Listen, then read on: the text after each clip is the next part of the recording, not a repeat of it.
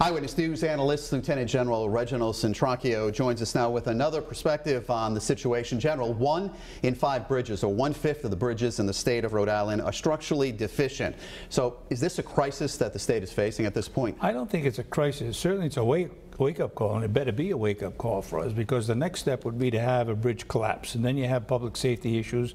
Someone will undoubtedly get hurt, and then it becomes a crisis. So we're at that junction right now where we need to pay attention to it and do something. What about heavy equipment that crosses that bridge? You know, you'd think of the blizzard of '78, or just the winter that we had, and them trying to take, snow away from these roadways. You know, Mike, that's a good observation. During a crisis and during an event such as a snowstorm, hurricane, we just take for granted these bridges are going to be able to handle that heavy equipment, and they're not. And of course, when you talk about putting tremendous amounts of snow and ice on that same bridge, and you have ruts you're placing upon that bridge and contraction of the metal, you're putting upon it an additional consideration, and it will undoubtedly not be able to hold that heavy equipment that we just take for granted that it should. Well, the Speaker is calling for an investigation on the bridge that was just shut down near St. Matthews that goes over Park Avenue. What do you want to see happen at this point?